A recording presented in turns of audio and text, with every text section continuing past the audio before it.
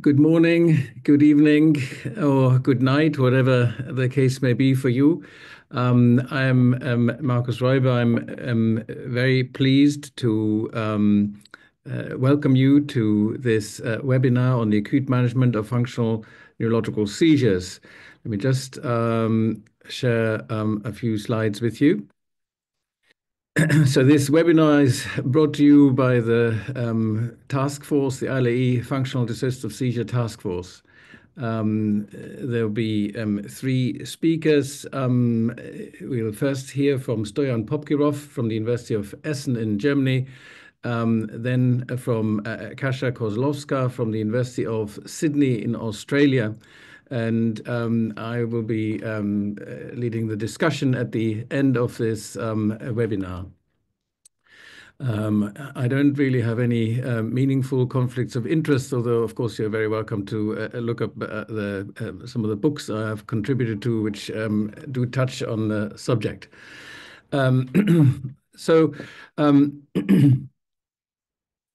The acute management of functional and dissociative seizures is an important topic that I think is often somewhat ignored. When neurologists see patients with these seizures, they have a tendency to focus away from the seizures and to focus the patient more on the parts of their lives that are functioning well, or perhaps in the diagnostic or treatment process on experiences that might have led up to the development of the seizures or the situations in which such seizures occur. But the seizures themselves are often something that is relatively neglected. However, it is a very important topic. In emergency departments, this is not such a rare occurrence. So we looked at all patients attending our emergency department with seizures in 2017 and found that 10% of them attended with ongoing functional seizures. When seizures are refractory to first-line treatments, the proportion of those who have functional seizures versus status epilepticus or refractory status epilepticus increases more. So Alexander Lane in Australia found that 54% of patients with prolonged or multiple seizures had functional seizures rather than epileptic seizures. This regularly leads to people being intubated for refractory status epilepticus. So Zaidan et al. Found this to be the case in 11% of those patients whose apparent seizure status was so refractory that they needed to be intubated. Even in research studies, the diagnosis of status epilepticus is often erroneously applied. So in the ESET and Rampart studies, about 8% of patients, so these were studies for status epilepticus, about 8% of the patients included in those studies were subsequently removed because it was suspected that the diagnosis was not right. So we're dealing with a common problem in emergency departments. Of course, it's also a common problem for the families of patients we see with functional seizures in outpatient clinics. So I think these are all good arguments why we need to be prepared, why we need to prepare our patients and their families for what to do when they're faced with a seizure. We need to plan ourselves. So I hope at the end of this webinar, you will feel much more prepared. And I will next hand over to Stoyan Popkirov, who is a neurologist based in Germany. So thank you very much, Stoyan. Thank you, Markus, for the introduction. These are my conflicts of interest. I've also received some royalties from books, but nothing else here. And I want to start with a definition. What we talk about when we talk about functional or dissociative seizures. Just briefly about the name, psychogenic non-epileptic seizures is the name long used by the ILAE and still very much in use. And there has been a clear tendency to prefer using functional seizures or dissociative seizures or functional/dissociative seizures for a range of reasons, which I will not go into. And personally, I'm used to saying dissociative seizures, so this is the name I will use, but we all mean the same thing, namely acute onset episodes of acute impairment of behavioral control, and also usually of to some degree of perceptual awareness. And they are distinguished from other brief dissociative episodes or panic attacks, usually by non-directed movements, non-intentional movements such as collapsing, convulsing, shaking, jerking, stiffening, what have you. So this is just a brief working definition. It's not complete. One could talk a lot about what exactly dissociative seizures are and how they could be defined more precisely, but this is generally what we are talking about. Markus mentioned a few prevalence numbers in terms of how often they are encountered in emergency rooms. More generally, they are quite prevalent. These are numbers from Western countries having a prevalence of around 23 per 100,000 people. So if you, depending on the size of the city you live in, you can estimate how many people are affected by this disorder. If you work at an epilepsy center, about a fifth of all patients that come to you will have this disorder. In outpatient clinics, whether you have a first seizure clinic, a syncope clinic, or just general neurology clinic, this will be part of your daily or at least weekly workload.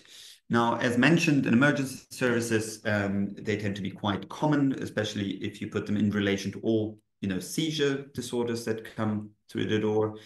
And one of the big problems we have with this disorder is just the general level of misdiagnosis. So it used to take a median of 7 years from the first seizure to the correct diagnosis. This was more than 20 years ago, and this has not changed. So a more recent study from a few years ago, also in Germany, so same geography, same country, also ended up with a median diagnostic delay of 7 years, and I don't think it's much better in other countries.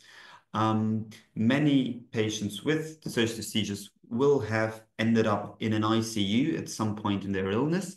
And unfortunately, if you look at people who come through the doors of an emergency room due to dissociative seizures, a large minority of them will actually end up being intubated with all the risks this entails, and I will get into that a bit more later on. So we have this problem, and which is also the focal point of today's webinar. So what do you do acutely? The things I'm going to talk about hold true for all kinds of settings. So whether it happens in your regular outpatient clinic or in your psychotherapy session or on the wards. But I will focus now on the situation in an emergency department.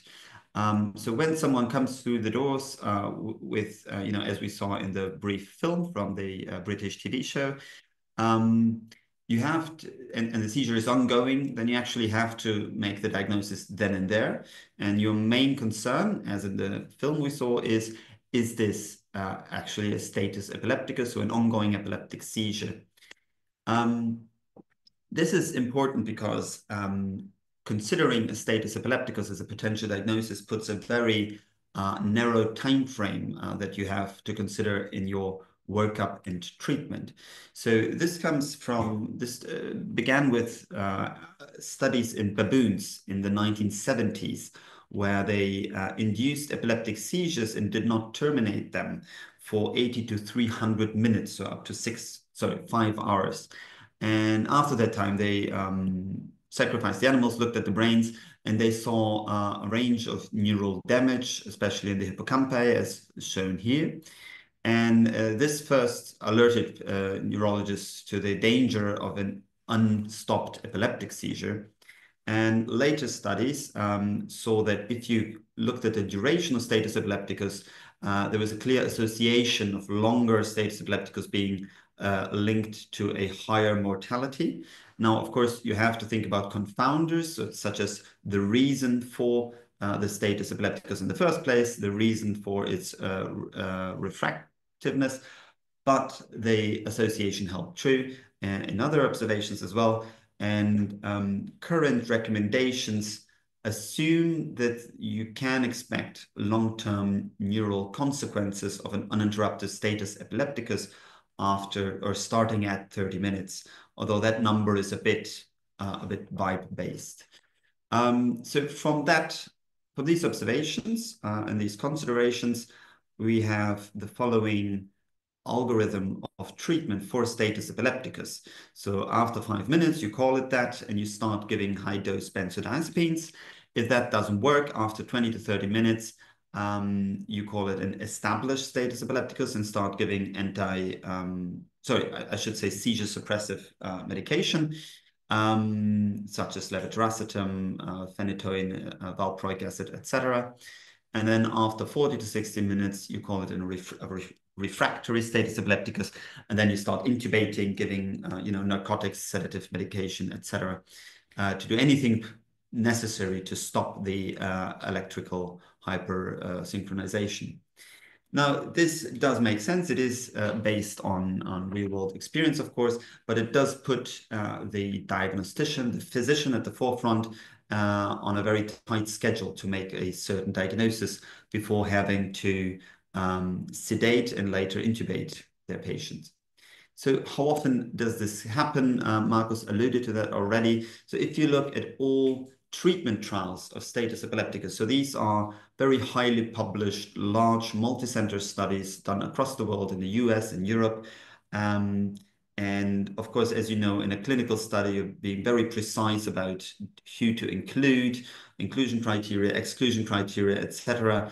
And still, despite all this attention, between 5 and 10% across studies, doesn't matter if it was pediatric adults in Europe, in America, with paramedics making the first diagnosis, or hospital physicians or emergency physicians, it's always around 5 to 10% of these patients end up retrospectively being diagnosed as having not have had a status epilepticus, but actually a dissociative seizure disorder. And there's reason to believe that even this might be an underestimation, that even among the other 90 to 95% of patients, there might still have been a few misdiagnoses. So we looked at the primary patient data of two of the largest of these studies, the ACID trial and the Rampart trial, a total of 980 cases, and 8% of those, as mentioned, had a final diagnosis of a non-epileptic event. And if you looked at the adverse effects from medication, benzodiazepines in Rampart and benzodiazepines and second line, so anti-seizure medication in ACID trial, you find rates, as you see here, of a quarter to a third of patients having actually side effects from this medication. So it's not nothing. And a fifth of patients had to be admitted to the ICU. Looking demographically at how these patients were, most of them were female young adults. Or put it in another way, if a person between the age of 15 and 29 comes through the doors of your emergency room with a purported status epilepticus, there's about a 20% chance that this will be a misdiagnosis and that they will have a dissociative seizure. So why not just give benzodiazepines? They can promote the problems that actually underlie dissociative seizures. So they can sedate, reduce the control patients have over their behavior, narrow their perception, and they can also, they're known to cause disinhibition in some people. So basically further disinhibiting automated or innate motor activity that we associate with functional seizures. Benzodiazepines can also cause problems, respiratory problems, not through central apnea as opioids do, but through obstructive apnea. So the muscles in your neck, basically, and mouth region go limp and obstruct your airways. This is especially a problem in obese patients. And from sleep studies, we know that patients with dissociative seizures have quite high rates of both obesity and sleep apnea. So these patients are especially at risk of respiratory problems after benzodiazepine treatment. And this is part of the reason why intubation is so common in this sample of patients. And of course, the risks of intubation and ICU unit treatment is, as you well know, all sorts of infections and secondary problems. Now, these kinds of problems can escalate further. So there is a case report headed by Markus Reuber, who you just met, about a young patient tragically dying due to complications from escalating treatment of a ongoing seizure, which was later clearly identified as non-epileptic. And there's circumstantial evidence that this might be even more common than we suspect. So this is a study from Australia where they looked at the death certificates of patients that were previously diagnosed with dissociative seizures based on extensive video EEG monitoring.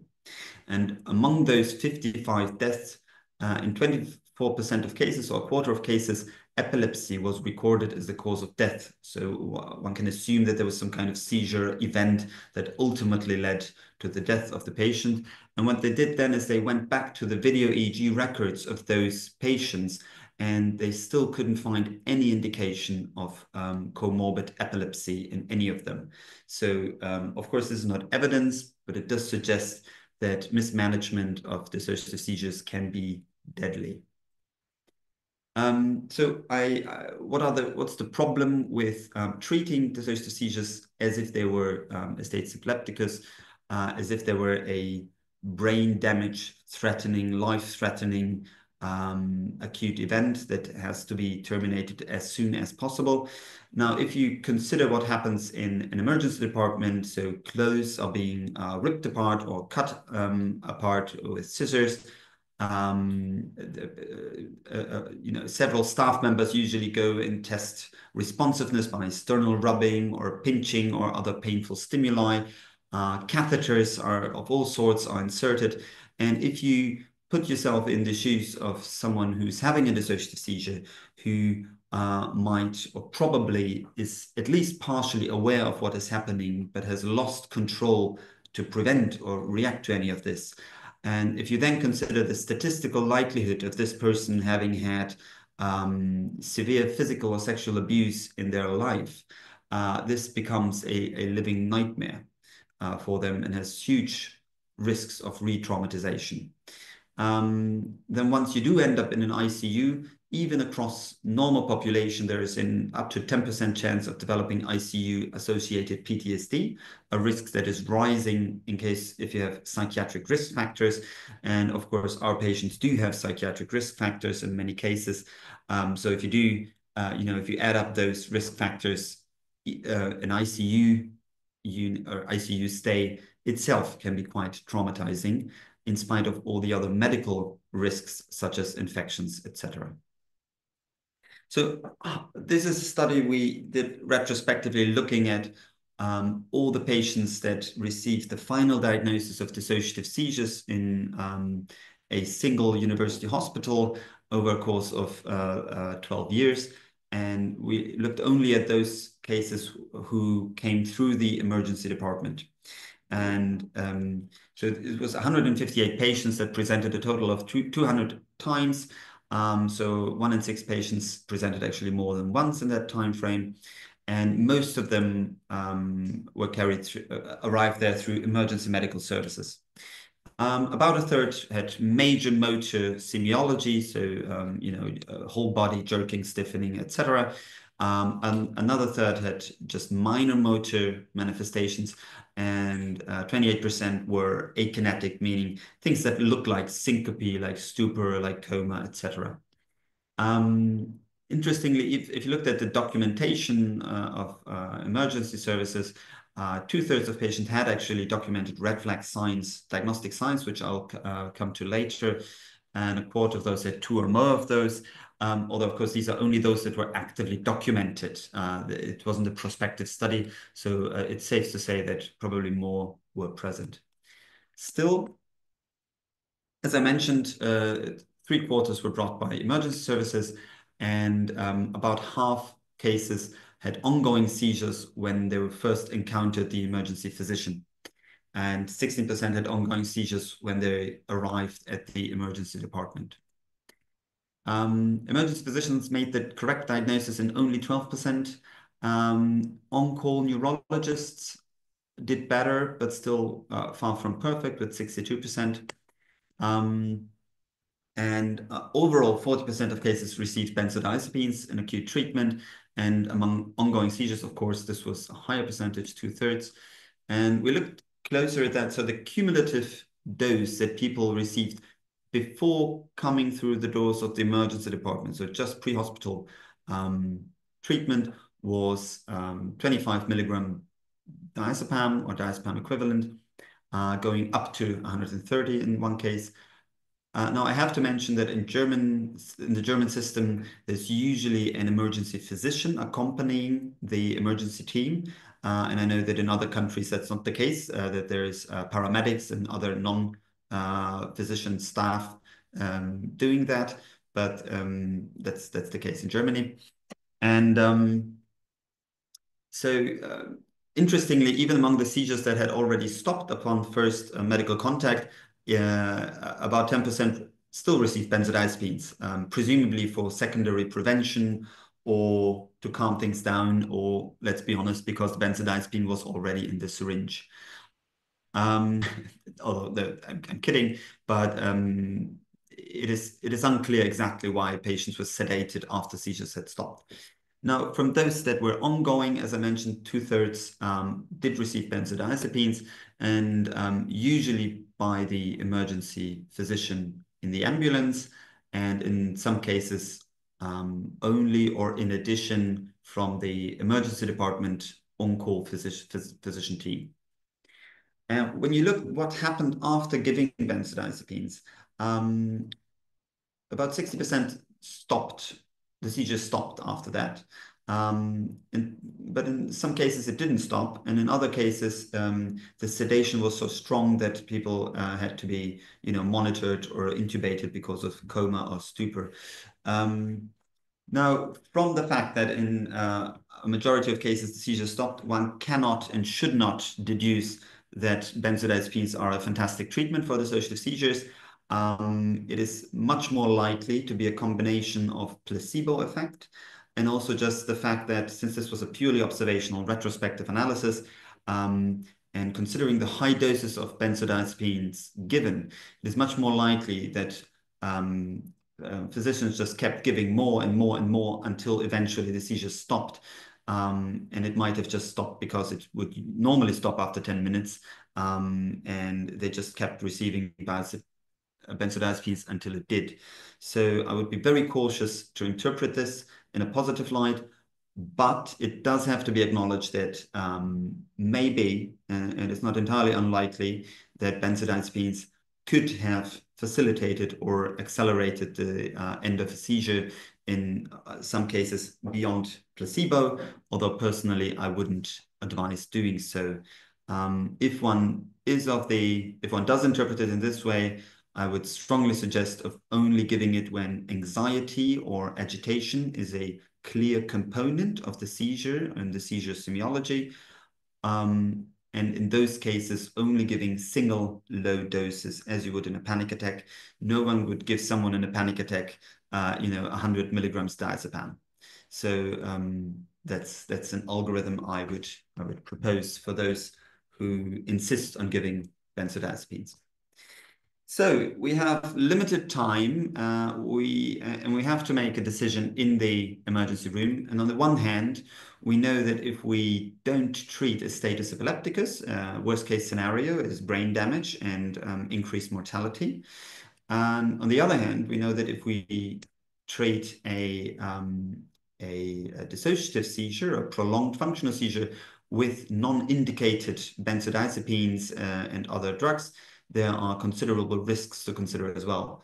And I think the key to making this decision, to weighing your odds, is being very honest and very informed about the individual risk of misdiagnosis. So standing in the emergency room, standing in front of the patient, try and consider, how sure am I of my diagnosis? How confident am I of my diagnostic skills? And what can I do to improve my chances? So should I call another neurologist or a more senior neurologist, or things like that. So and in order to be able to do this, we need to talk about how to identify confidently dissociative seizures. You can start to suspect, of course, considering the comorbidities. We know that there are, common profiles of patients with dissociative seizures having both typical psychiatric and neurological comorbidities. And we can think about the typical demographic characteristics as well. There's even have been attempts to take these comorbidities and devise and calculate scores that can help you make a diagnosis. But I would very strongly advise against this, because this does carry a very high risk of misdiagnosis. And you shouldn't make a diagnosis based on gender and asthma medication, I think. So there is also a study looking specifically at patients that have required, in quotes, intubation, that patients who were female, younger, white, had a psychiatric disorder and no intracranial abnormality and lower blood pressure, that these patients were much more likely to have dissociative seizures. 86% sounds a lot. I think it's not enough. We need to be 100% sure. And also, this does carry a risk of misdiagnosis, I think, which is you shouldn't have. So I think the gold standard is semiology. These are just a few of the more specific clinical signs that an ongoing seizure is likely a dissociative seizure. As you can see, the sensitivity of these signs is very low. This is because dissociative seizures are very heterogeneous and one doesn't look like the other. So if you just stand in the emergency room and watch out for ictal crying, you'll not be very successful in your diagnosis. But the specificity is very high. So if you do encounter a seizure where there's ictal crying, side-to-side thrusting, and the eyes are shut tightly, then you go into a range of diagnostic specificity, which is between, I would say, 98 and 100%. And then you can make a very confident diagnosis and guide treatment accordingly. Just as an example, so this is just so we have one example for the live audience of a typical dissociative seizures, and we can see a fluctuating course, asynchronous back and forth movement. There is some intentional movement, so such as her hand briefly holding onto the rail. There's pelvic thrusting and grimacing, eyes shut tightly. So in this case, you don't need EEG. You certainly don't need ictal EEG. You can just observe the seizure and make a 100% diagnosis and put away the benzodiazepines.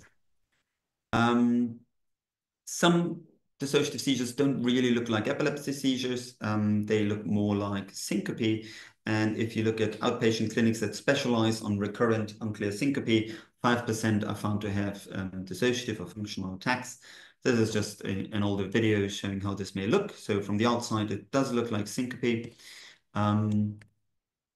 And be on the watch out for typical vasovagal symptoms, so such as facial pallor, sweating. Don't be confused by some convulsions. They can happen in vasovagal syncope, as you know.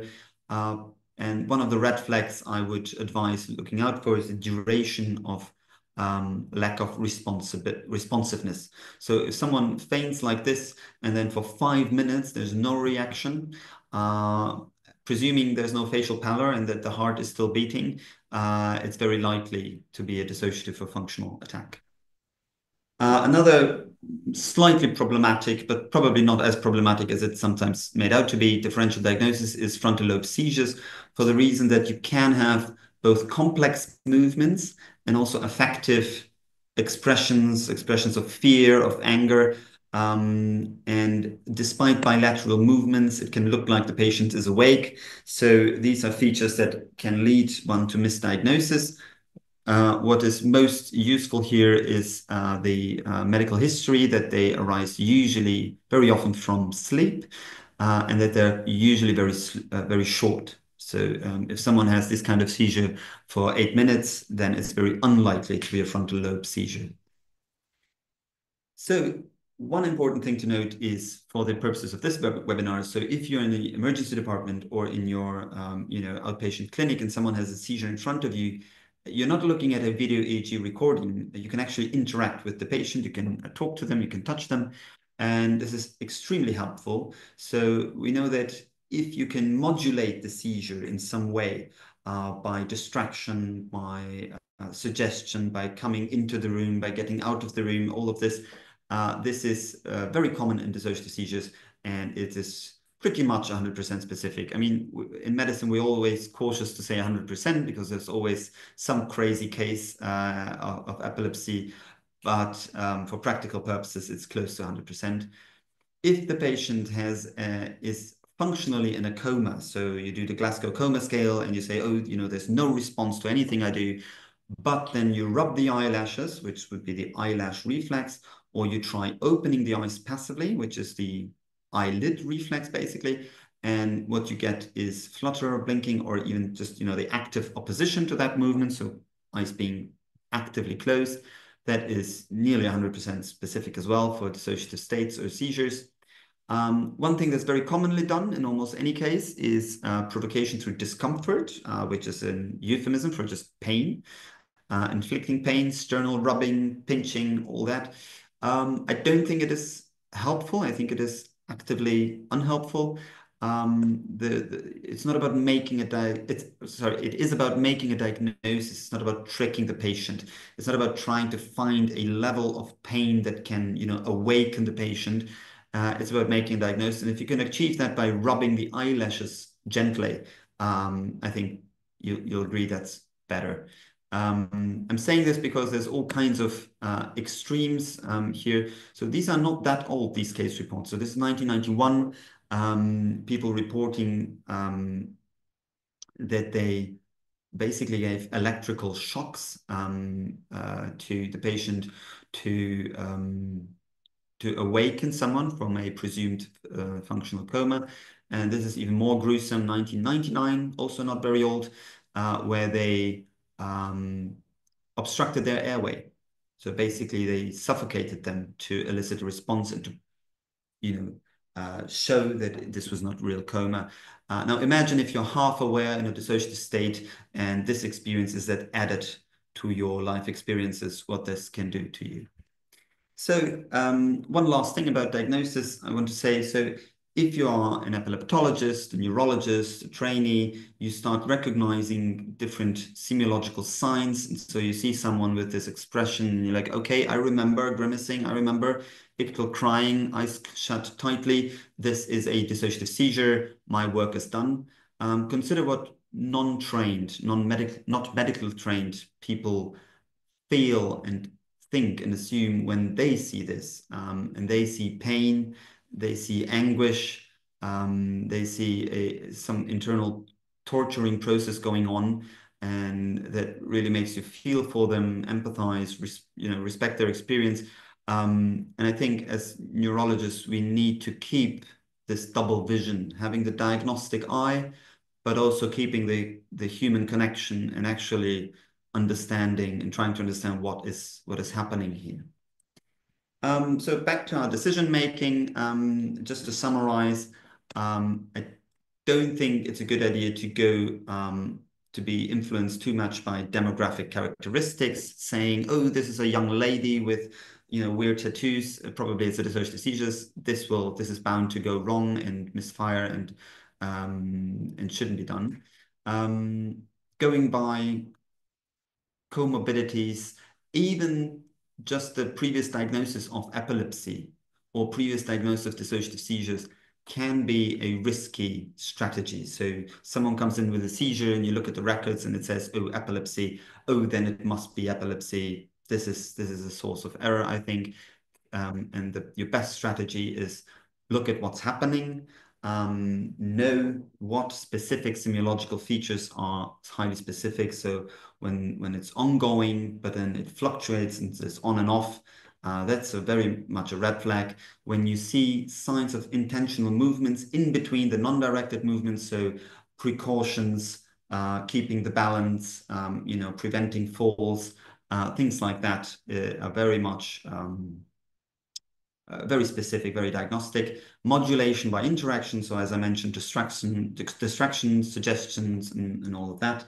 And of course, if there are bilateral movements that look like a generalized seizure, for example, but there's preserved awareness or an inconsistency between the awareness and the reflexes, that too is very specific and can be used very well. So if you, by these principles, have decided that the seizure you're observing is very clearly a dissociative seizure and not an epileptic seizure, it is time to put away the laryngoscope and the emergency scissors and replace them with this. So slow down, calm down, just de-accelerate and de-escalate the treatment that has already been started, maybe. Reduce staff. Now, this is important. Don't reduce staff in a framing of, oh, nothing to see here. This is nothing. This is just psychogenic. Don't worry about it. This is not the point. The point to reduce staff is to bring down the emotional energy in the room and to reduce the number of people lining up to do the sternal rub and all that kind of stuff. But be aware of trivializing what's happening towards staff or patients. Manage family. Now, in some cases, that might mean, I mean, that's very different from case to case. One rule of thumb might be, although I don't vouch for that, but if family is accompanying the patient, get them out, and if they're not, get them in. So try and see whether family are making things better or worse. Communicate the diagnosis very clearly, very professionally, in words and in ways that are understandable, that are clear, that are unambiguous, and avoid invasive procedures. As I mentioned, sedation, medication is very, very rarely useful.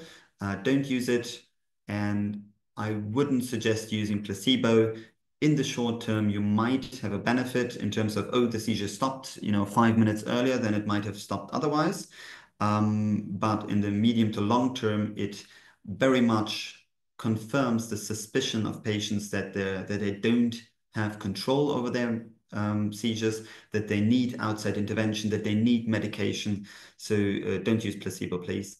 And talk to the patient, talk to them all the time. Be pleasant, be calm, be clear. Maybe try, if you feel confident, doing some minor, mild psychotherapy, talk to them. Maybe you can even try to suggest the cessation of seizure, although I don't guarantee that this might work. And above all, be very patient with it. So this is just an example. So you might say something like, you're having a dissociative seizure and we're taking care of you in our emergency department. And then you say things to which can help against dissociation in terms of grounding. So you refer to what's happening to ground the patient in the here and now. So the beeping sound you hear means that your vital signs are okay and you're not in danger. It's a bit cold here, but we'll get you a blanket. The shaking of your arms appears to be easing off, and the seizure should stop any moment now. Now, don't push this. Don't start trying to convince the patients that, oh, it should stop, stop, stop. Normally, the moment you start pushing, there will be a counter reaction, or there might be a counter reaction, and things might get worse again. So, but be calm, be confident, and be patient. And once the seizures have ended, you do need to engage with the patient and the family to give a clear diagnosis. Be transparent about uncertainty if you are uncertain, if there is remaining uncertainty. Acknowledge the limitations and the aims of the emergency workup, and consider admitting patients for further tests and treatment. And I say that meaning sometimes I think it's a good idea to admit patients, even if the only treatment you have in mind is to have a calm discussion in the morning when the benzodiazepines have worn off, when the patient is, has had breakfast, and you're alone in a room and you can take your time and clearly explain what has happened and talk about diagnosis. So I think this is something that's worth keeping someone overnight for. I'm not sure insurance companies all agree, but I think one should do that. And with that, I come to the end of my talk, and thank you for listening. I'm looking forward to Kasia's talk and to the discussion afterwards. Thank you. Thank you very much, Stoyan, for this comprehensive overview. I also look forward to our discussions. This is not an area where there's much evidence. We don't have ESET and Rampart trials for functional and dissociative seizures, so much of what we say is based on considerations from our understanding of the disorder and I guess personal experience. Which may differ. To some extent, differences may be explained by the different patient groups we see. I certainly think that functional seizures in children are different from functional seizures in adults, in adolescents. That's a bit of a gray zone. I am an adult neurologist, so I very much rely on people like Kasia to teach me about the pediatric and adolescent aspects of this condition. So next, I would like to invite Kasia Kozlowska to speak to us. She's a child and adolescent psychiatrist at the Children's Hospital in Westmead and a researcher at the Westmead Institute of Medical Research. Yeah, she's contributed greatly to this field, especially in children and adolescents over the last few years. So thank you very much, Kasia. So I'm going to be talking about treatment mainly today.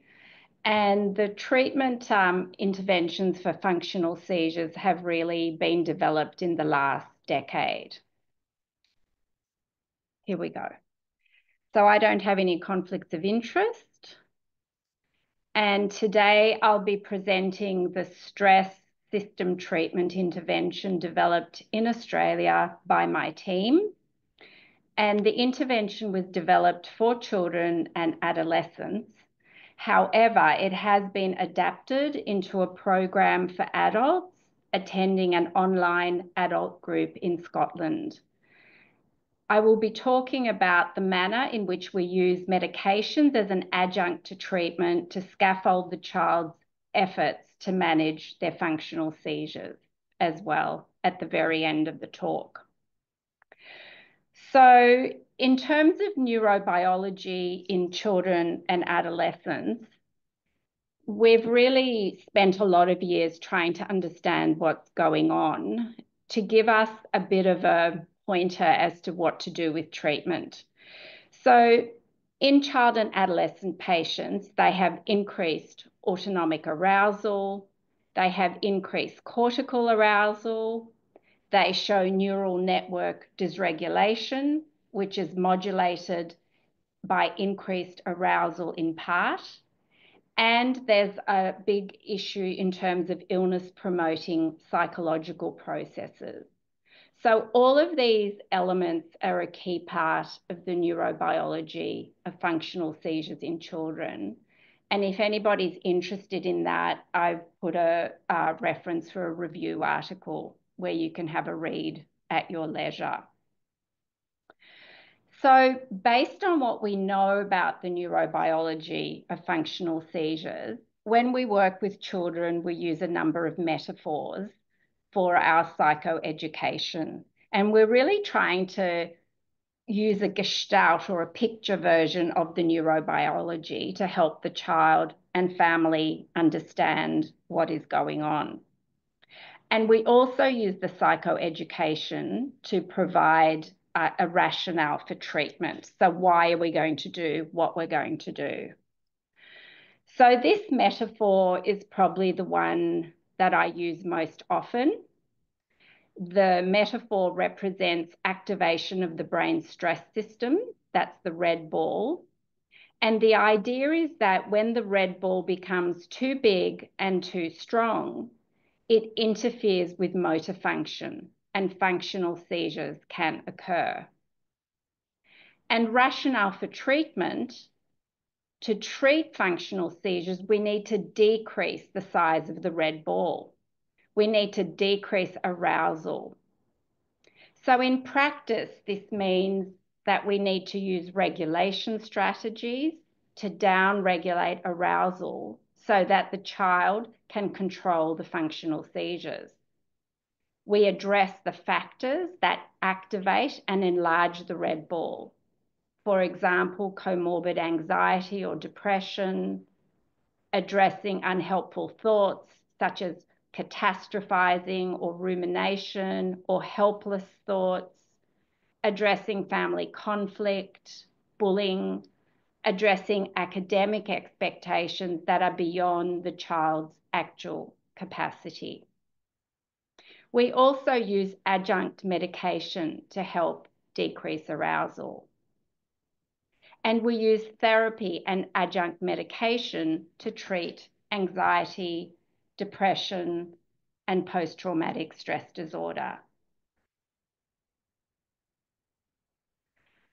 And this metaphor is helpful with functional seizures that present as unresponsive episodes, faint-like episodes, collapses, or mixed presentations. So in this metaphor, the cortex becomes overwhelmed and goes offline. So control is lost over other parts of the brain and functional seizures emerge. And this metaphor is a really helpful summary of all the studies which show that functional seizures reflect a disconnection or dissociation between brain systems. And dissociation is a survival strategy to help the individual manage intolerable events, memories, or affects.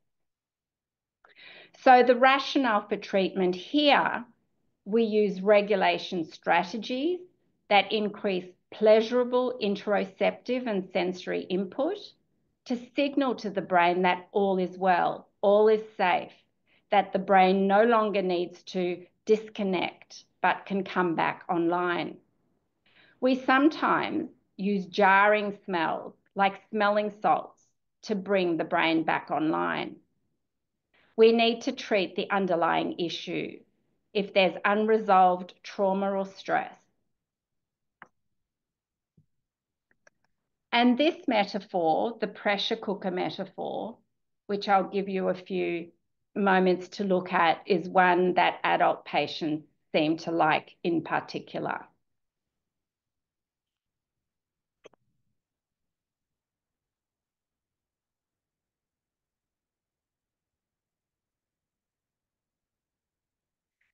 So as you can see, the intervention for functional seizures is part of a broader biopsychosocial assessment intervention.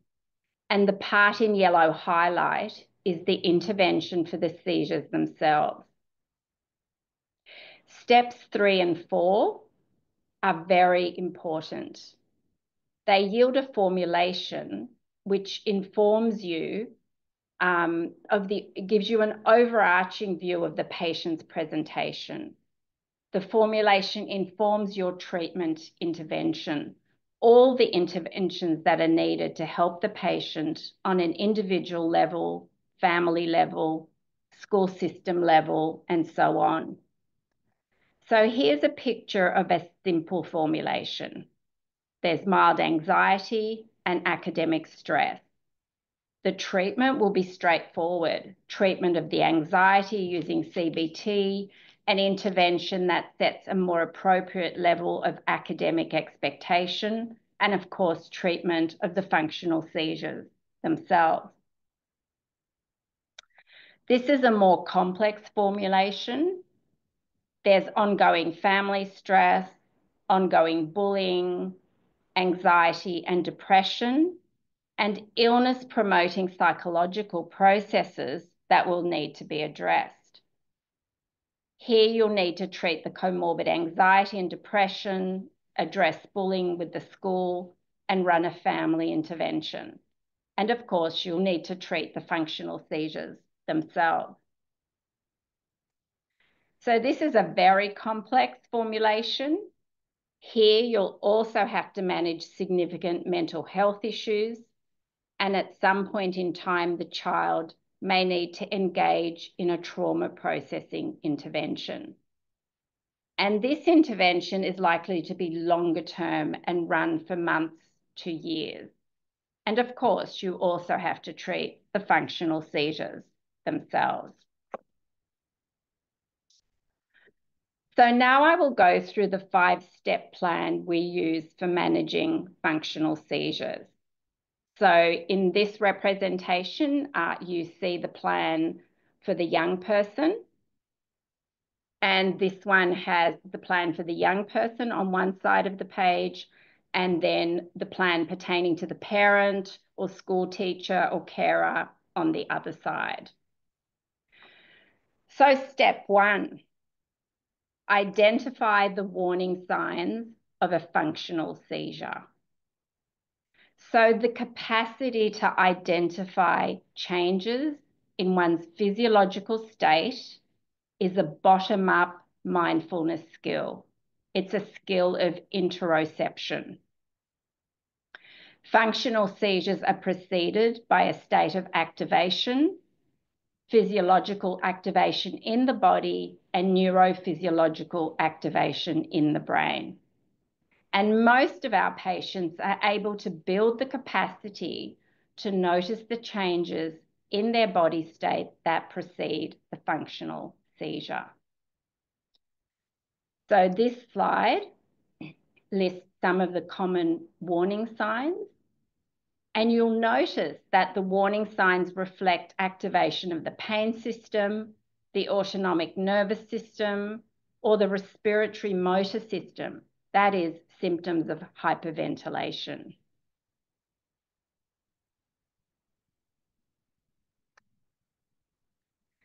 So our team likes to use nonverbal tools with the children, the body map, to explore the changes in physiological state of the body.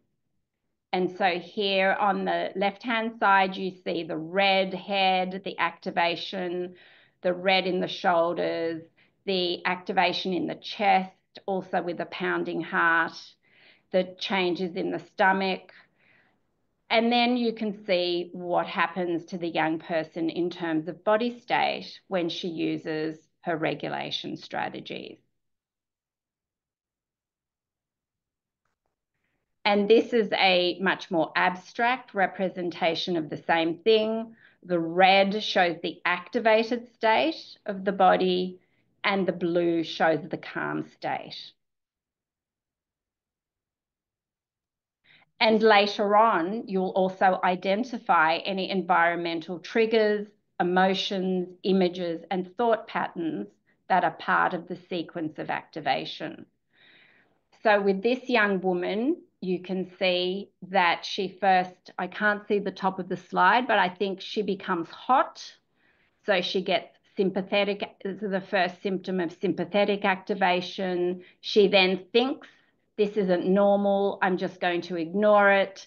She then gets tension in the throat, a globus sensation, so activation of the smooth muscle, and an unusual taste in her mouth, so probably sympathetic activation, making her mouth dry.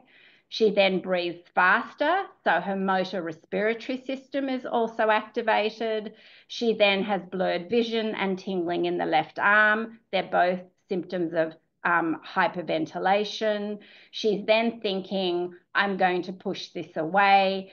Then she's trying to block out the body sensations. She then gets a sharp pain in the chest, and then she feels helpless. Here we go again, and she goes into her functional seizure.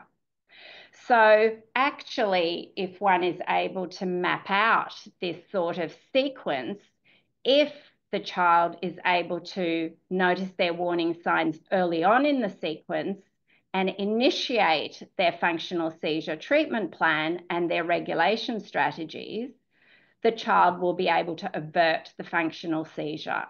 If the sequence is allowed to go on, so by the time this young woman got to the sharp chest pain in her chest, it was too late. She was going to have to go through with the functional seizure. So this looks very easy, but actually it can be quite a lot of work. And for some children, it takes time to develop this skill. And if you've been sexually abused, for example, you may try very hard to avoid noticing and tracking changes in body state. Some physiological states may function as triggers for trauma-related memories. So, step 2 of the functional seizure plan, make yourself safe. And we really want to avoid injuries, and we want to manage the fear of falling and so on by ensuring that the child is safe. So in this step, we shift the focus of attention from the symptoms, reading our body state, to the action of making oneself safe. And we actually practice this action with the kids so it becomes known and automatic, like the getting down on the floor to be safe the moment you feel the warning signs of a functional seizure. And some patients have a very small window, less than a minute, from the time they notice their warning signs to the time they have a functional seizure. So they need to act very quickly. They need to adopt a safe position the moment that they sense the warning signs of a functional seizure. So step 3, implement a mind-body regulation strategy to calm your body and brain. So in this step, the focus of attention shifts to the implementation of a regulation strategy. This shift of focus of attention away from the symptoms is really, really important, because remember, attention to symptoms amplifies them and makes them worse.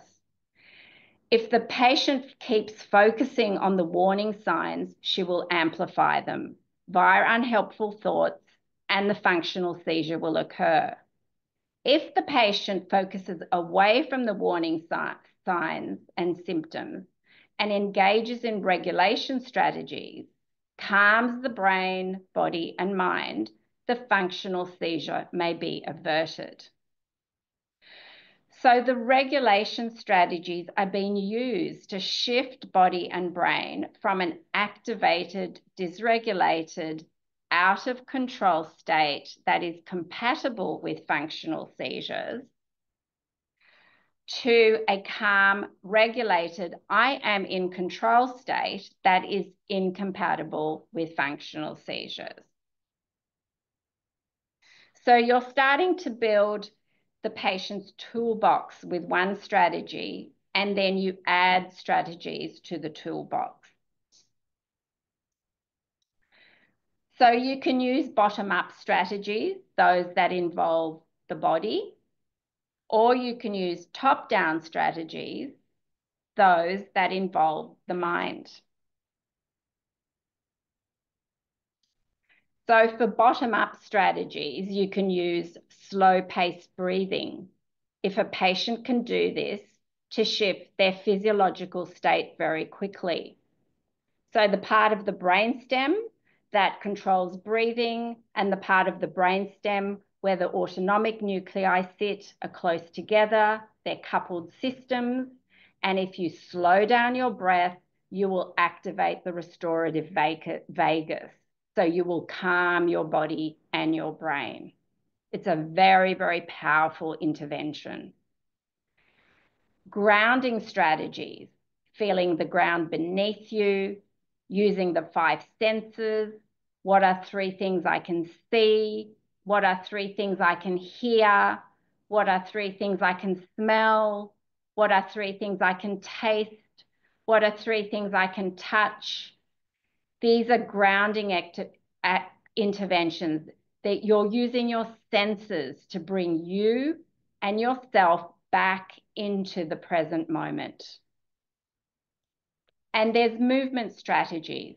So passing the ball from hand to hand, moving in synchrony with music, or habit reversal, as is used by Aaron Fobian, movements that are opposite to the functional movements. So moving arms and legs in a very rigorous way, doing something very active, rolling the head in a different direction, using movement. And many children like sensory strategies, so smells, tastes, music. And occasionally we use a strong sensory stimulus.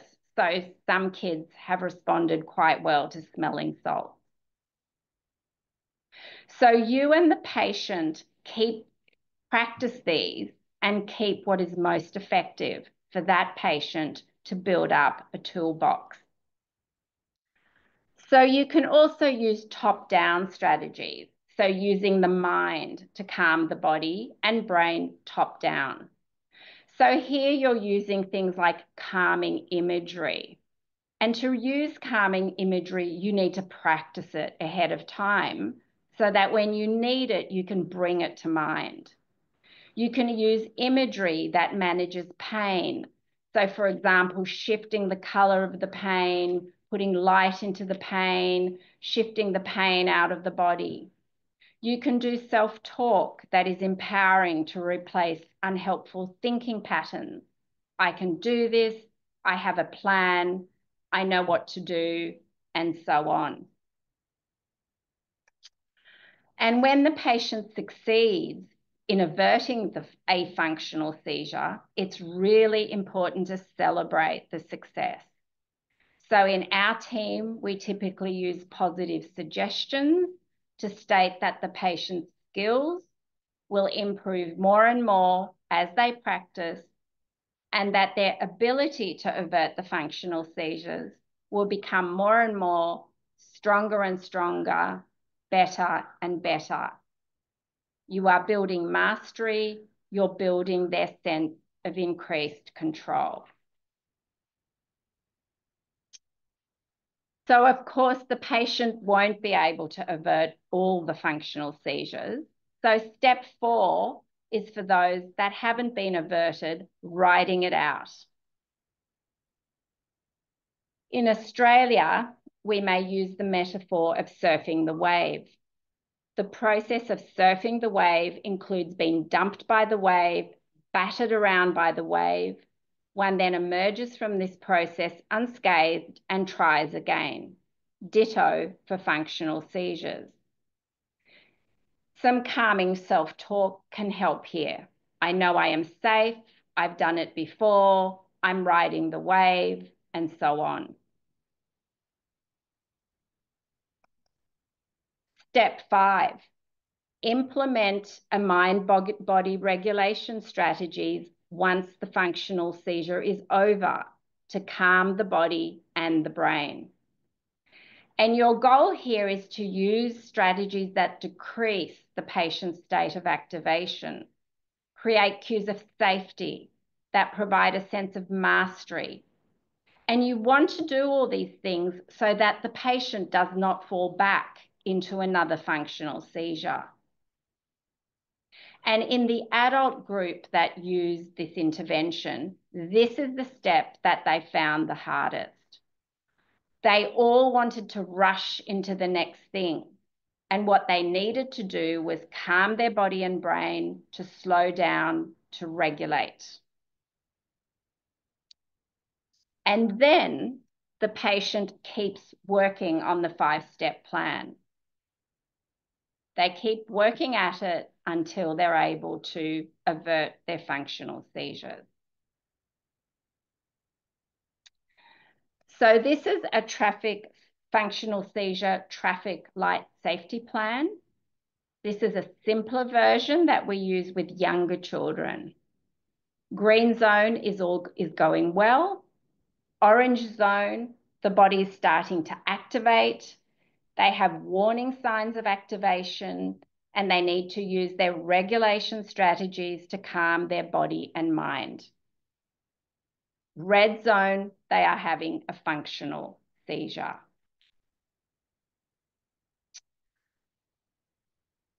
So what about functional seizures that go on and on and on?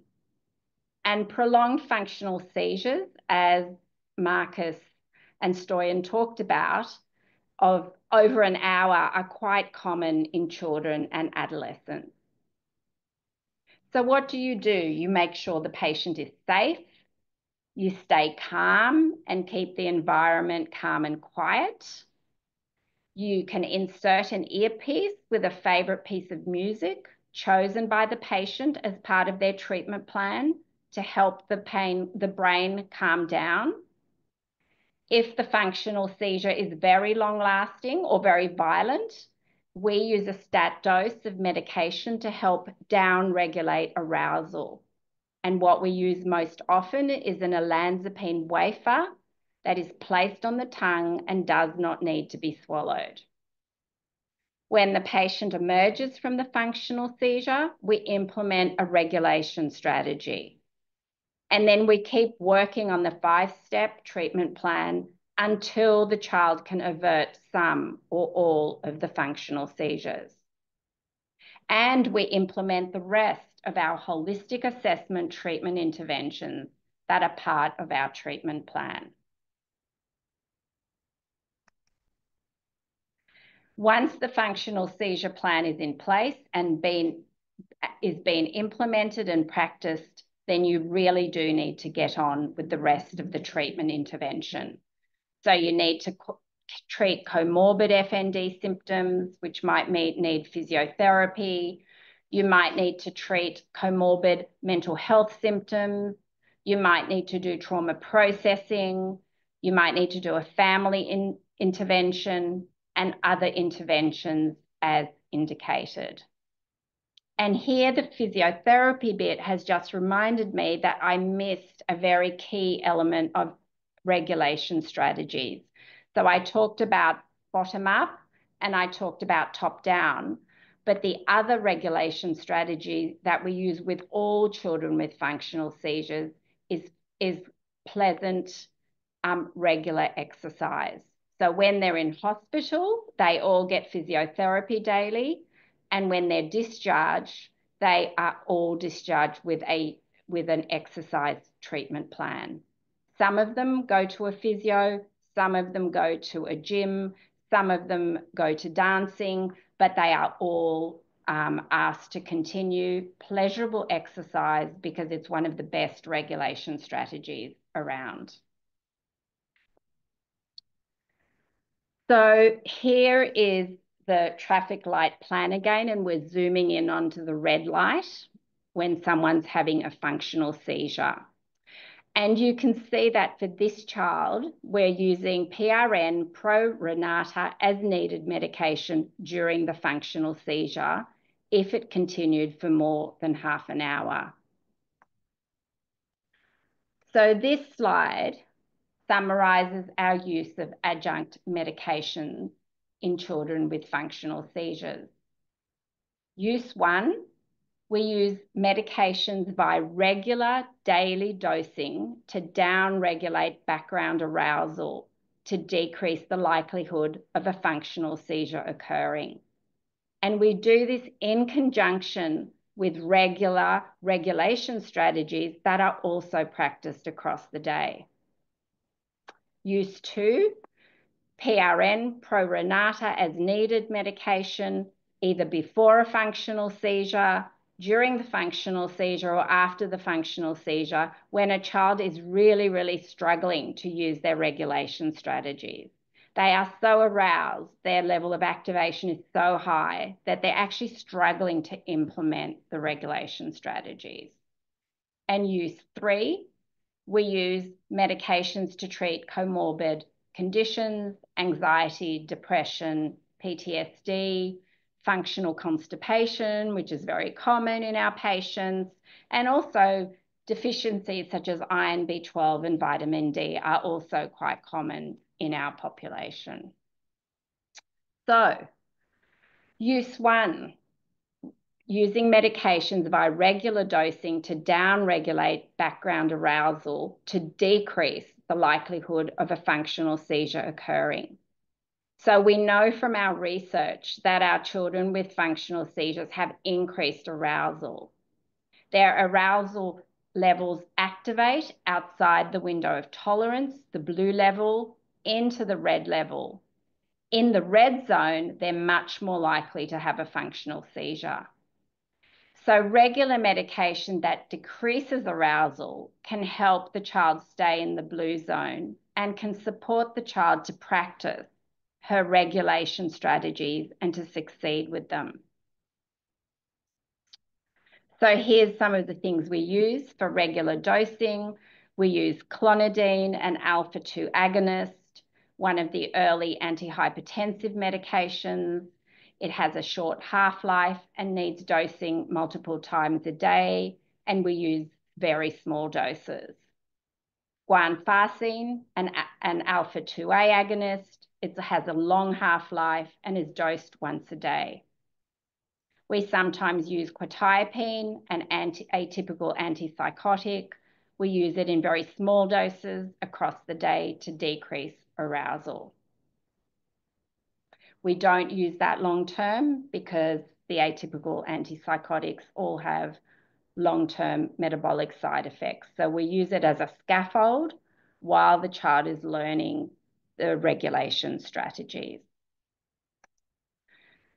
So use of medications, PRN, pro rata as needed when the child is struggling to use their regulation strategies, when the child feels the functional seizure to be coming, so when they feel their warning signs, or during a functional seizure, or sometimes after a functional seizure if we think it's going to go on and on and on. So the thing we use most often here is an olanzapine wafer. It's an atypical antipsychotic. We can put it on the cheek, on the tongue. It dissolves. It doesn't have to be swallowed. And we're doing it to down-regulate arousal and scaffold the child to be able to have a better go at using his or her strategies. Sometimes we would use clonidine, but you need to swallow. We would use sometimes quetiapine, but you need to swallow. And we sometimes would use risperidone, but again, you need to swallow. So they're options before when you're feeling your warning signs, but they're not really options when you're in the middle of a functional seizure.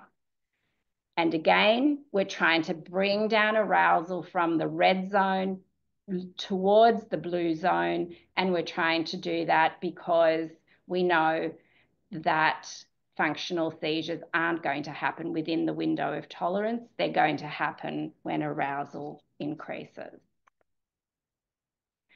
And lastly, there's the use of medication to treat comorbid conditions. So comorbid anxiety and depression are the most common comorbidities. They may need an SSRI plus therapy to treat them. In children with functional seizures, we avoid fluoxetine because it's activating, and our children are already very activated.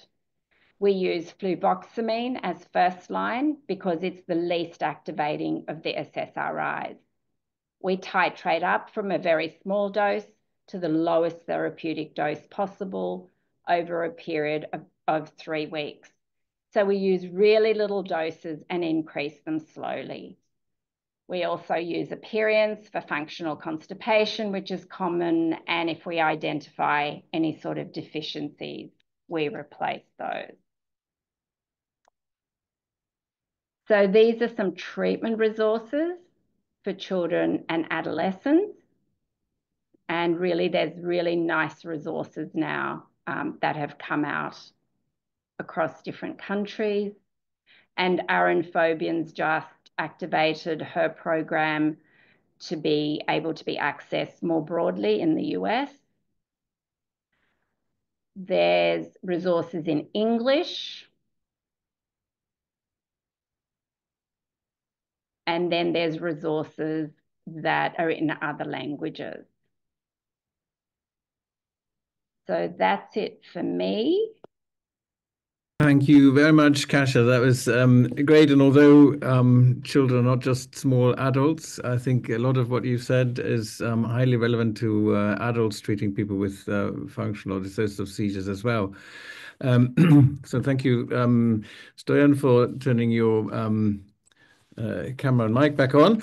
We have received a number of questions, which we're keen to answer. The questions have come from all around the world, judging by the names, which is great to see. And I do have to apologize in advance if I mispronounce some of the names. But we will try our best. So we've had a question from two people, actually, about medication. Panagiota Tsaluchidu asked about very long dissociative seizures and whether medication, what we think about medication in very long seizure states. Jing Shui asked about, felt at times pressurized when she was seeing patients in the emergency department by the environment or the family that something needed to be given, and has used vitamin B12 in such situations, so a placebo. So we've just had Kasia actually making the case for medications in such cases. Maybe we should first hear from Stoyan again what his thoughts are about the use of medications in such circumstances. So when there's a lot of pressure or when attacks are very prolonged. Yes, thank you. It's very good. Those are both good questions. So to one of them, whether one should give some kind of placebo or non-invasive intervention in general to appease or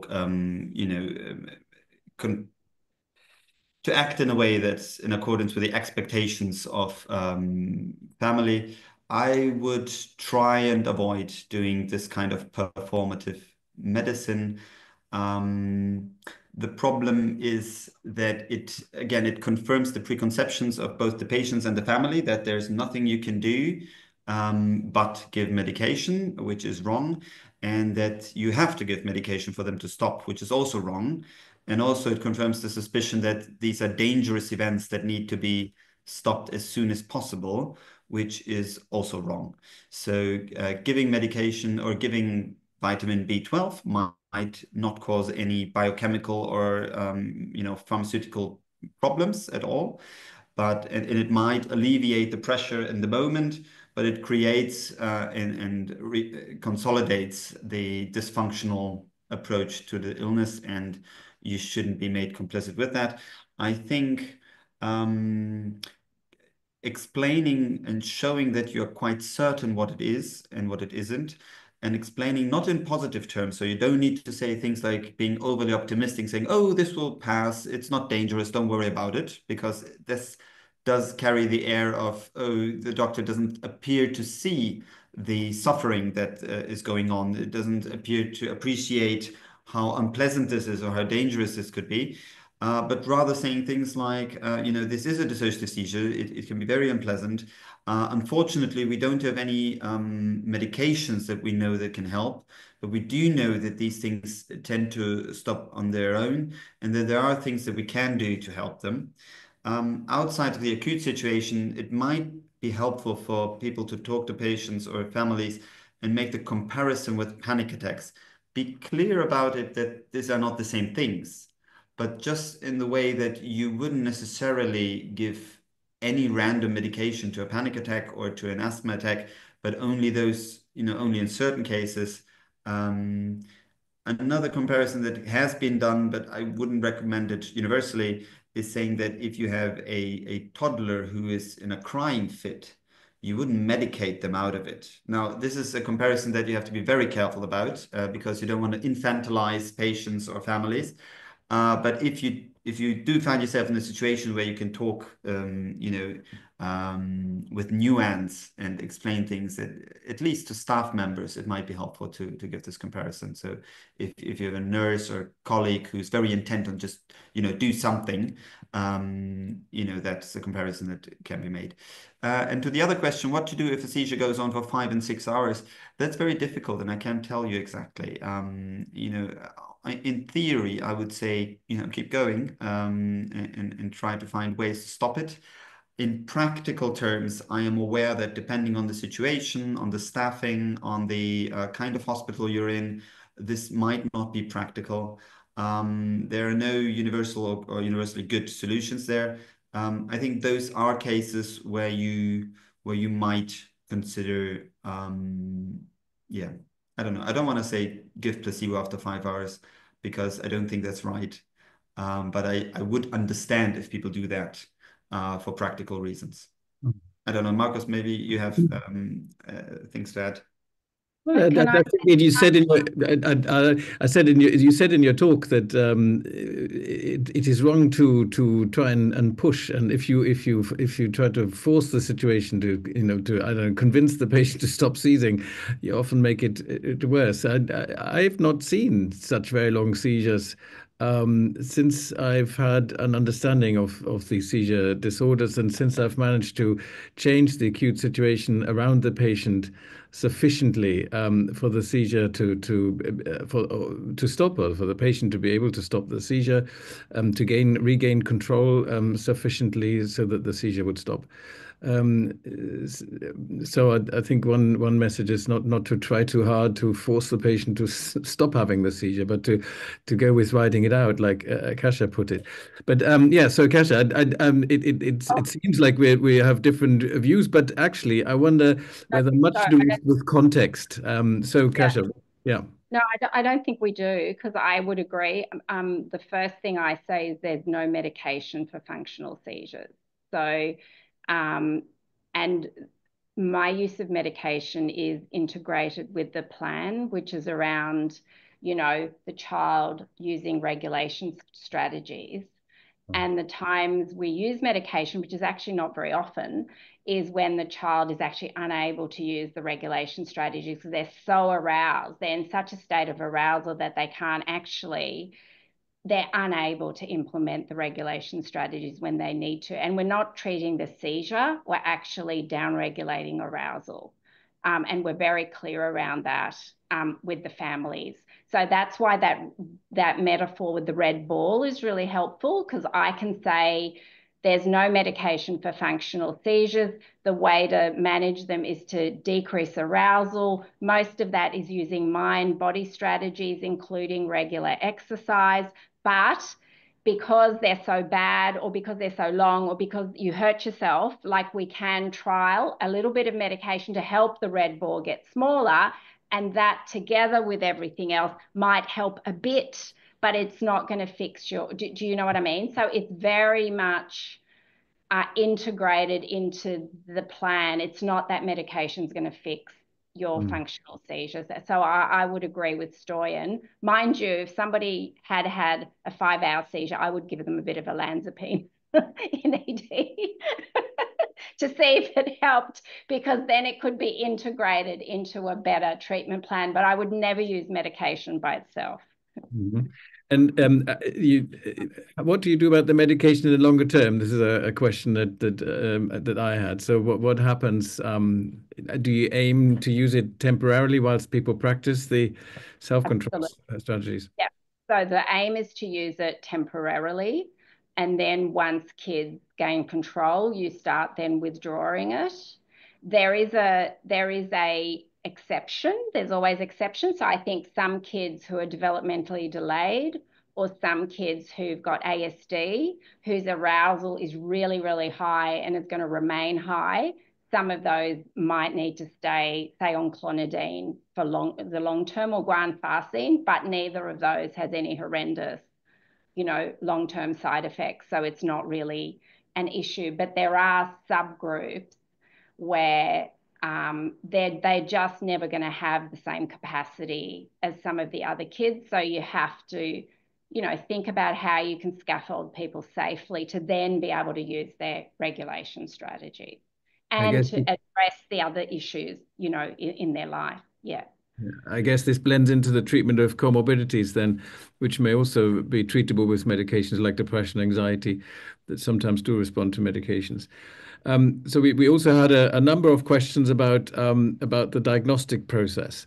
For instance, Monica Kumari asked about which things in the history we should consider suggestive of functional seizures.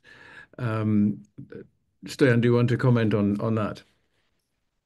Well, I think it's useful to differentiate between the history in terms of broad medical history and then the history taking in terms of what is reported about the seizures themselves.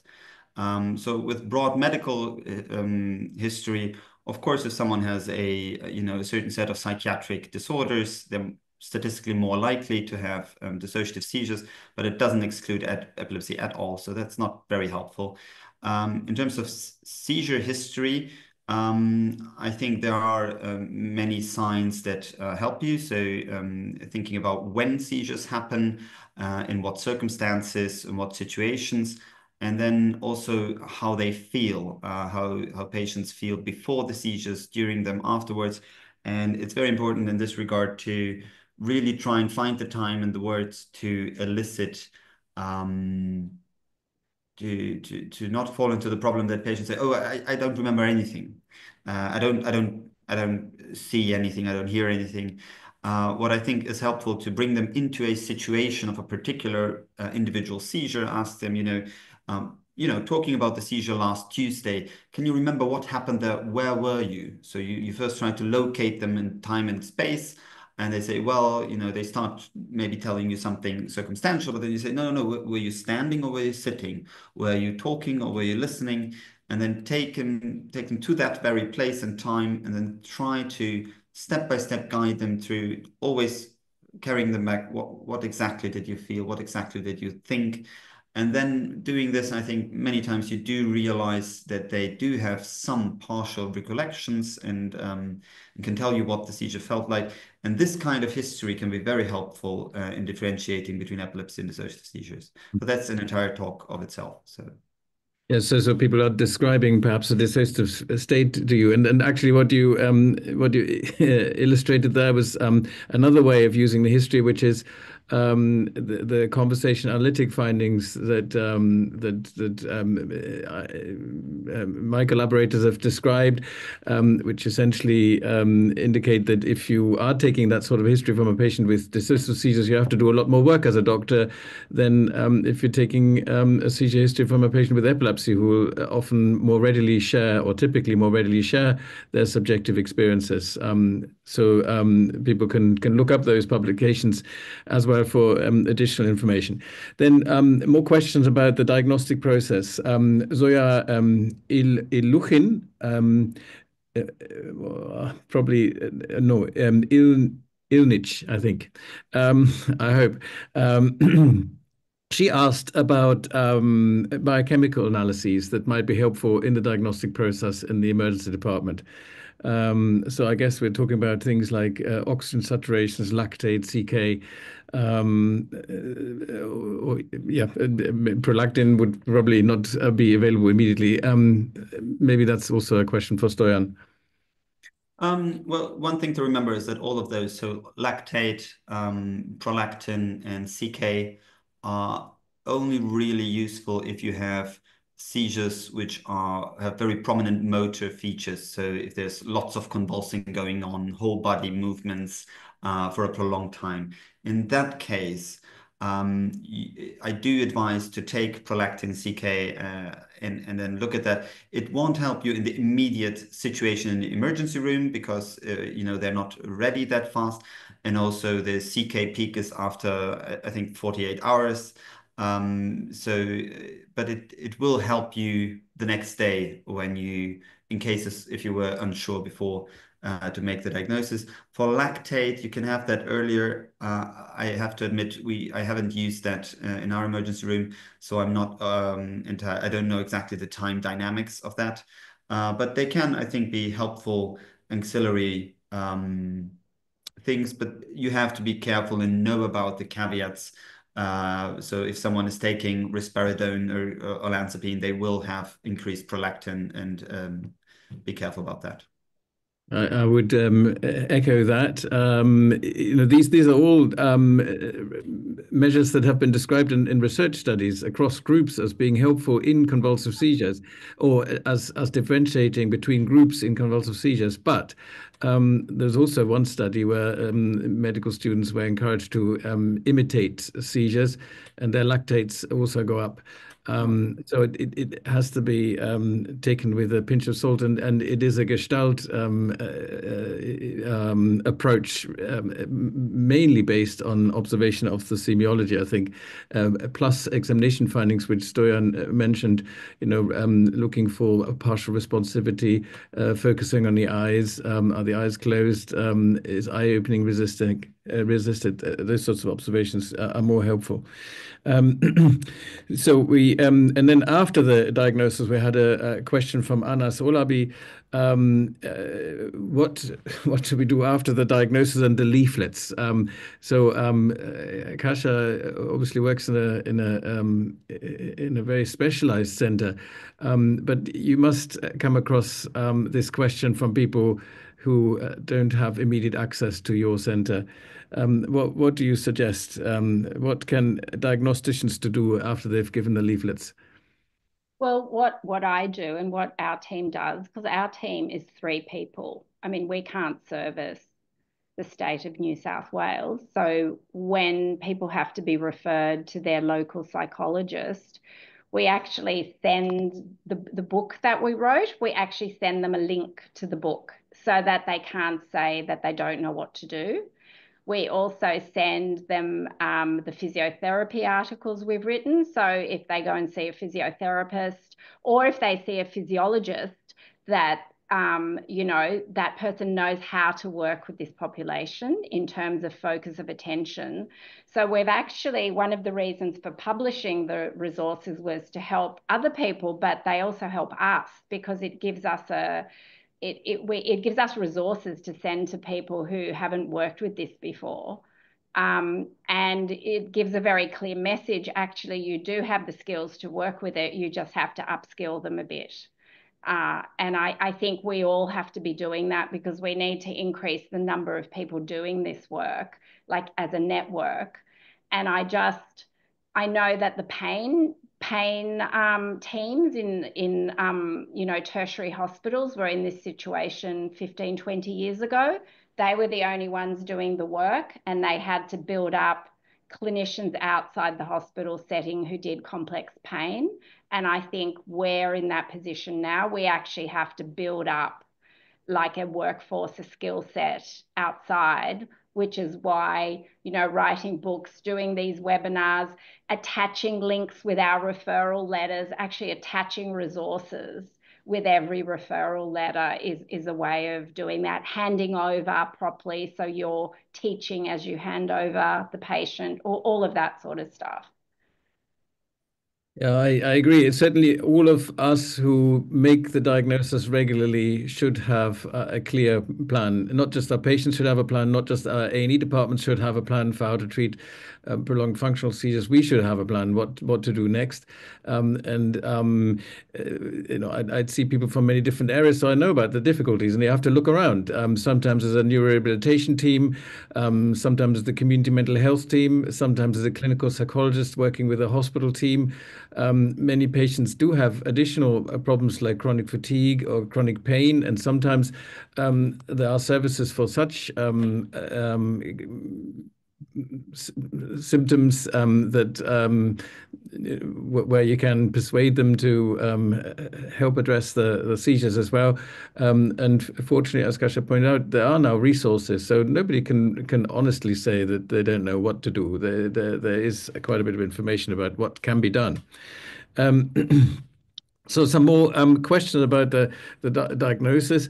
Andrew Boyle refers to the La France and others paper from 2015 about diagnostic certainty, the 4 levels of diagnostic certainty. Asks whether that's still valid. He finds it quite helpful. What would you say about that, Stoyan? I'm not, yeah, I don't think it has been invalidated, but I do have a concern that sometimes, so I think if you read these classification papers, they are quite nuanced and informative. If you only copy paste the table from them, you might get the impression that unless you have ictal video EEG recording of a seizure, you can never be certain what it is. And I think that has been tremendously unhelpful, combined with a tendency for epileptologists to be very excited about weird seizures and show them at conferences and tricking people and saying, oh, you thought this was a dissociative seizure, but no, it was a extremely rare frontal seizure status. This ends up with many, physicians, colleagues of all sorts telling me, oh, but I mean, all those things you're saying are interesting, but obviously I can never make a diagnosis without a video EEG at hand. And that's very wrong. So to come back to the question, I think the paper is very informative and it's a good read and very important to consider. But I don't agree with the fact that you can only be certain of the diagnosis of functional seizures if you have ictal video EEG. I think for most cases, a clearly witnessed or clearly visible on video full seizure will be absolutely sufficient to make a certain diagnosis. But in cases where the clinical semiology is ambiguous or incomplete, or you're not really sure, then it's very helpful to go and do those technical analyses and be very careful about them. So, but there aren't any papers refuting or updating this classification effort for the moment. So, yeah. Well, there are some papers on the way from the ILAE and the FNDS. I think the main point of this paper was to assure clinicians or to convince diagnosticians that they should be offering treatment not only if they were certain, that there are also lower levels of certainty for which treatment should be provided. Because at that time there was this idea that everybody with then called psychogenic non-epileptic seizures needed to have video EEG. And in many countries, of course, that's completely impossible. Even in countries with ready access to video EEG, it's unlikely that people with infrequent seizures, for instance, would always have proven diagnoses. And in any case, how often do we prove a diagnosis of epilepsy by video EEG before we offer treatment? So the main point of this paper was that even if the diagnosis is probable functional seizures or sometimes possible functional seizures, you should be talking about treatments that are suitable for this condition and not treat as if it was epilepsy just in case you're missing that diagnosis.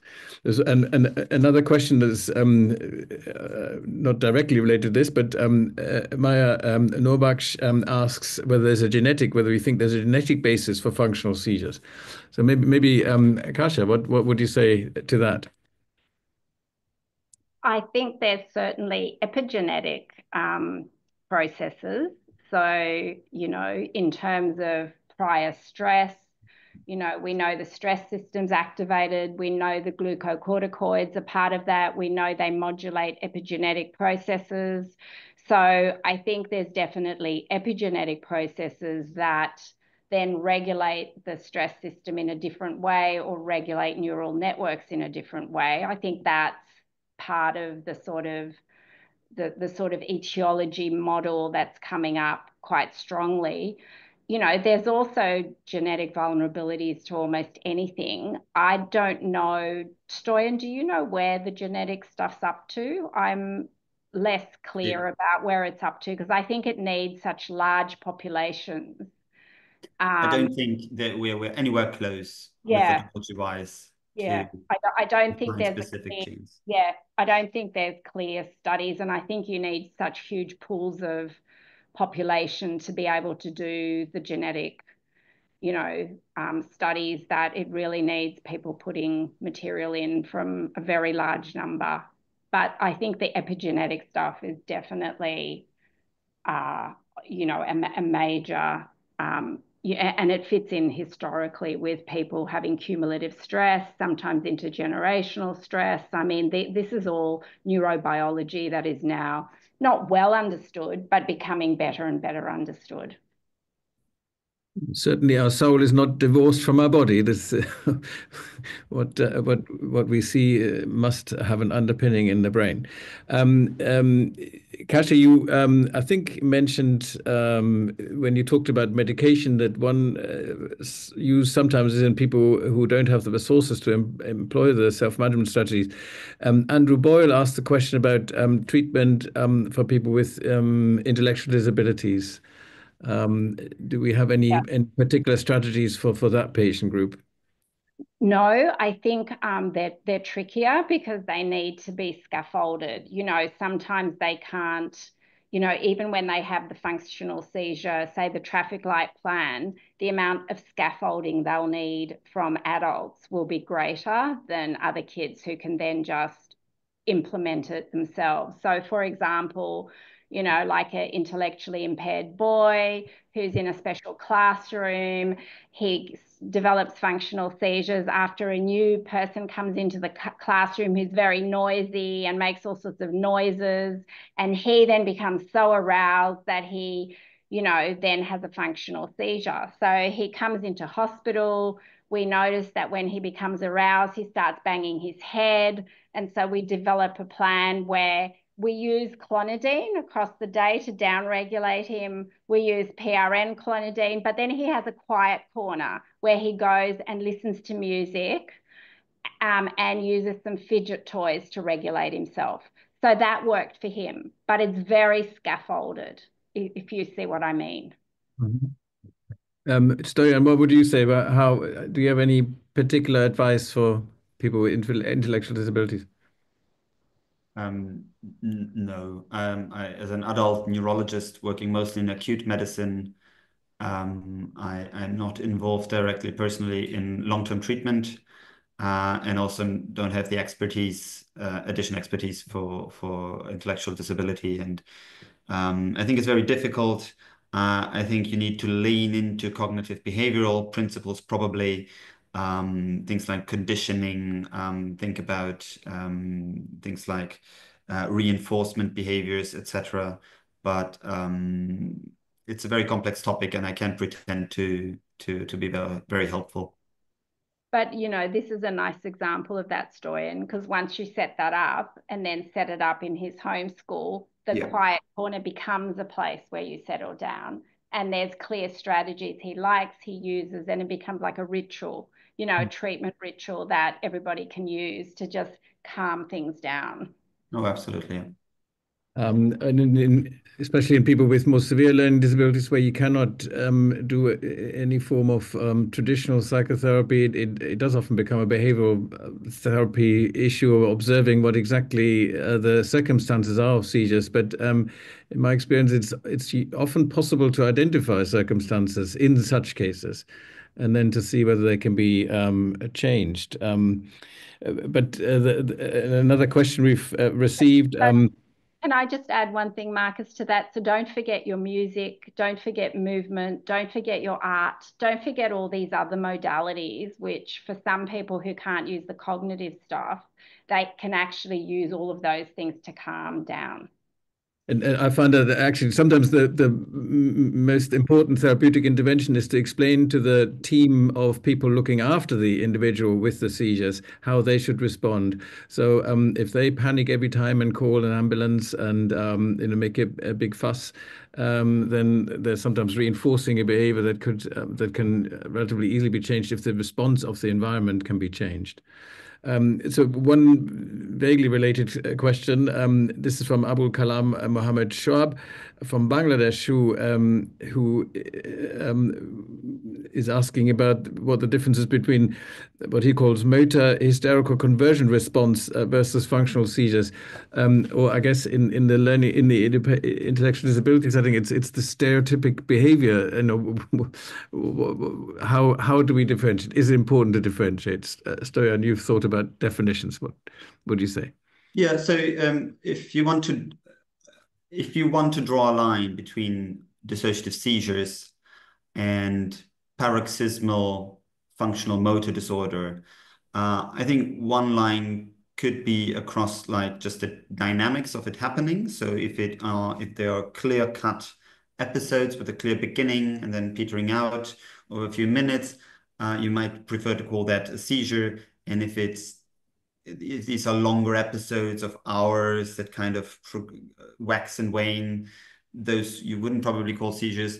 If you want to be more technical about it, I think if you include a change in awareness, in perceptual awareness, as part of the definition of functional dissociative seizures, so it's not just the abnormal movements that feel involuntary, but there's also something about how you perceive your body and your surroundings episodically, so not persistently, but within this episode, then I think that can be a distinguishing factor. So if someone tells you, oh, I have these episodes for 5 minutes, my hands start shaking, but otherwise I'm completely unchanged and everything else feels normal and looks normal and I can have a conversation, then probably I would classify that as a functional movement disorder. But to be honest, this differentiation is probably important in some forms of treatment and in some forms of research, but in many other situations it's not as important. And you can just say either way. Kasia, you've written or proposed treatments for functional neurological disorder in general and seizures. What would you say about the importance of making distinctions there? I think it's a language issue, because we would use exactly the same intervention for, say, tic episodes, functional tic episodes, or sudden, like violent, movements which don't have a change in consciousness. We would use the same regulation strategies, the same trying to get your warning signs, calming down. So I think it's about, it's where you put the line. But I think the change in consciousness of some sort, I think, is a nice one to, it does allow you to put a line. Yeah. But the treatment isn't going to be that different. And we've looked many times at etiology, and there's slight differences, but there's more similarities actually than differences between functional motor symptoms and functional seizures.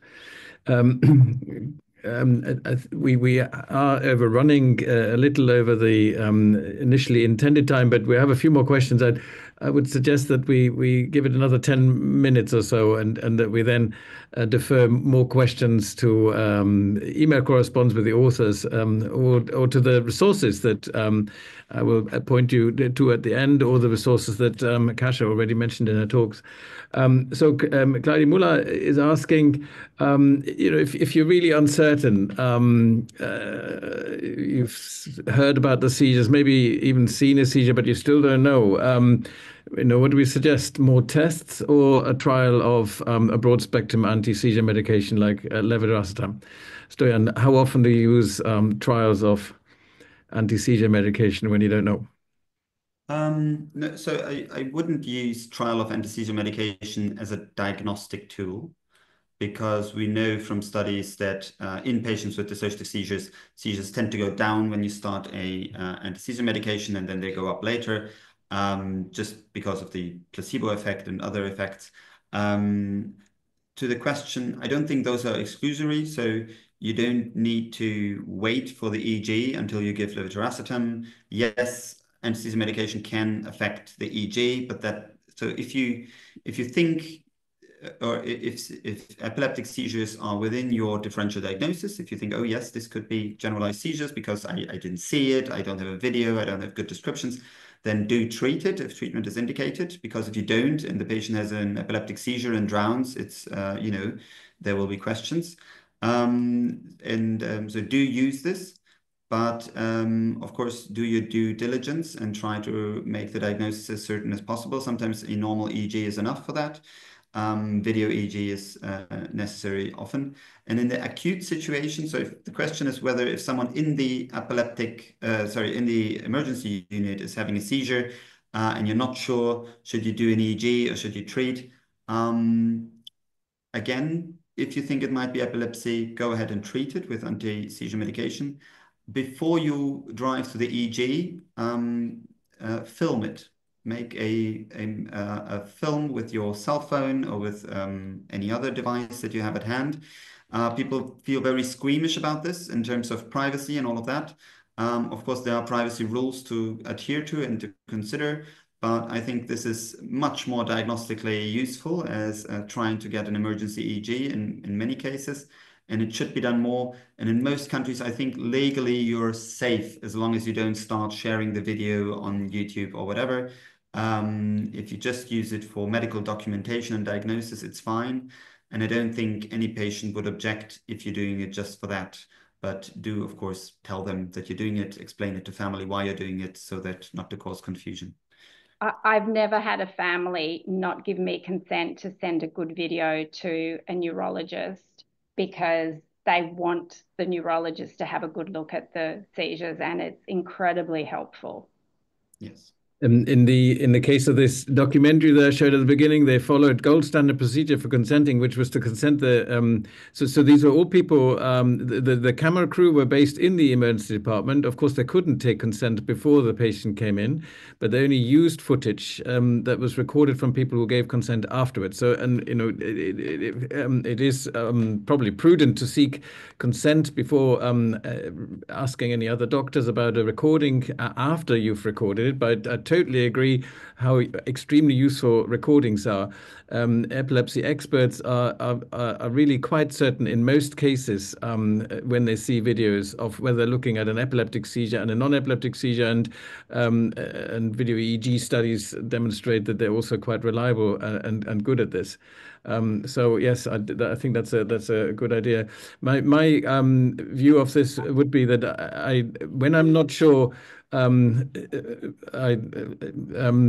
it becomes particularly important that you form a good collaborative working relationship with your patient and their family, and you share your uncertainty. I think it is really quite problematic to think that as a doctor you need to hold the uncertainty in your mind that it's somehow bad for your treatment or bad for your position if you share any uncertainty with the patient. And because once you have made the definite announcement, well, this is X and therefore we're going to do Y, despite your uncertainty, then it becomes very difficult for you to change your mind, even when it becomes clear later on that you were wrong, which of course you might be because more data may emerge. So I share uncertainty with the patient. I discuss the dilemma, and then sometimes, yes, one is uncertain, and you do end up using anti-seizure medications because there are indications that some of the seizures could be epileptic or that all of the seizures could be epileptic, and you can't be sure. Meanwhile, the journey continues, and I encourage people to try and video attacks if they're not happening very often. I may do more tests like sleep-deprived EEG or video EEG, or EEG with hyperventilation and photic stimulation, and a bit of suggestion that these things can bring on seizures. Along similar lines, Stoyan, you mentioned frontal lobe epilepsy.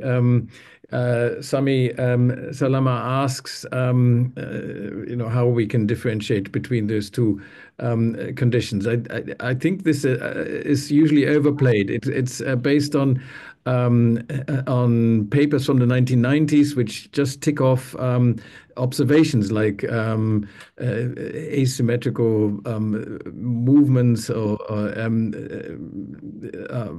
dramatic motor activity, and of course this can happen in both conditions, but there are also many differences. So maybe you can remind us of some of the differences, Stoyan. Yeah. So I think two features which are very helpful is that frontal seizures are almost always extremely short.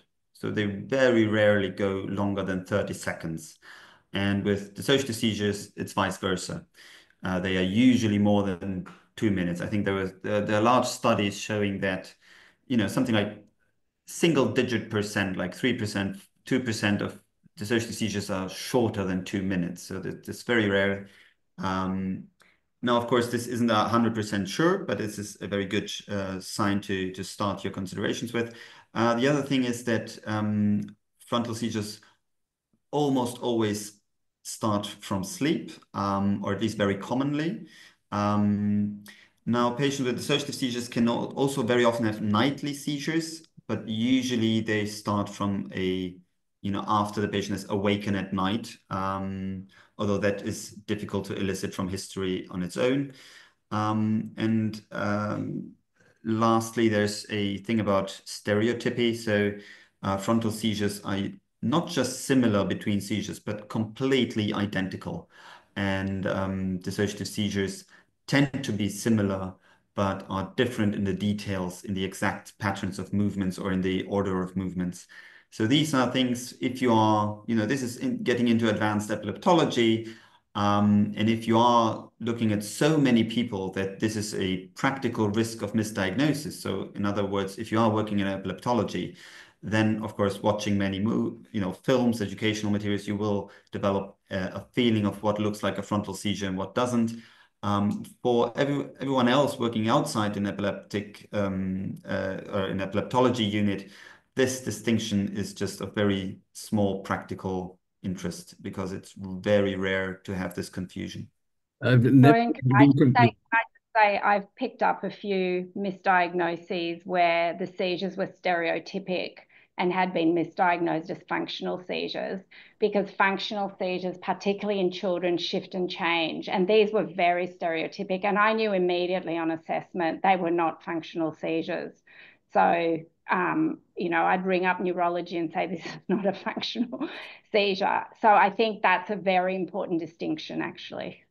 Diagnostic errors certainly happen in both directions, and I think you mentioned the mental health comorbidities. That if the diagnosis is based too much on comorbidities, like this person has attempted suicide and they're crying in my clinic room, they must have dissociative seizures. Then you can easily go wrong in that direction. But certainly in the emergency department, I don't think that the differential diagnosis between frontal status and functional seizure status is a real issue. I've never really been faced with that dilemma. I think we'll bring it to a close. Let me just share some final slides with you. So just some additional resources. I'm not going to go over this again. This is what I encourage people to do when they're faced with status epilepticus. The reference that discusses my approach in greater detail is at the bottom of this slide. But I think Stoyan actually showed a slide with some other people's approaches. So there are many additional resources that people can turn to for information about functional seizures, acute management, or ongoing management, or for patient information. Non-epilepticattacks.info has some self-regulation advice, some grounding advice, some relaxation methods, and a lot of educational stuff for patients to self-explore their condition. Neurosymptoms.org is about functional disorders more generally and has been translated into many different languages that people can click on. So that's an excellent site, again, with some advice for patients, things that they can try.